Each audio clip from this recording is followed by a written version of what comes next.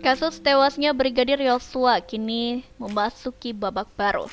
Baradae kini mulai jujur membuka fakta-fakta terkait tewasnya Brigadir Yosua di rumah atasannya Irjen Verdi Sambo. Kasus ini mengundang sorotan Presiden Jokowi yang menegaskan kasus ini harus diusut tuntas.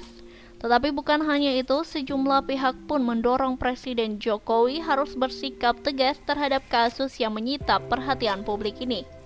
Terbaru, Presiden Joko Widodo memanggil Kapolri Jenderal Polisi Listio Sigit Prabowo ke istana pada Senin 8 Agustus.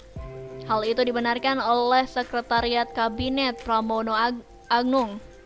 Sekretariat Kabinet Pramono Anung mengatakan Presiden Joko Widodo memanggil Kapolri Listio Sigit Prabowo ke istana. Selain Kapolri, Presiden juga memanggil Panglima TNI Jenderal Andika Perkasa. Dikutip dari Kompas.com, Pramono tidak menjelaskan lebih lanjut tentang arahan apa yang diberikan Presiden kepada Kapolri. Saat disinggung soal kasus kematian polisi, Pramono menyebutkan Presiden Jokowi sudah 3 kali memberikan penegaran. Secara garis besar, Presiden ingin kasus yang menyeret pejabat Polri ini dibuka secara jelas dan apa adanya. Kapolri Jenderal Polisi Listio Sigit Prabowo akan mengumumkan langsung tersangka baru dalam kasus pembunuhan Brigadir Yosua. Sore ini akan ada pengumuman tersangka baru. Kadif Humas Polri Irjen Pol Dedi Prasetyo menyebut pengumuman tersangka baru akan disampaikan langsung oleh Kapolri pada Selasa 9 Agustus sore nanti.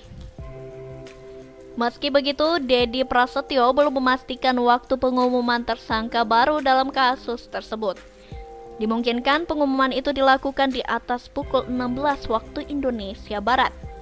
Sebelumnya, kasus pembunuhan anggota polisi Brigadir J di rumah mantan Kadif Propam Irjen Verdi Sambo hingga kini belum terang benderang, padahal kasus tersebut sudah berlangsung hampir 1 bulan dan sejumlah anggota polisi telah disidang etik. Terkait hal tersebut, Menteri Koordinator Bidang Politik Hukum dan Keamanan Mahfud MD mengatakan pengusutan kasus penembakan Brigadir J memang harus hati-hati. Terlebih tersangka dalam kasus tersebut kini sudah 3 orang.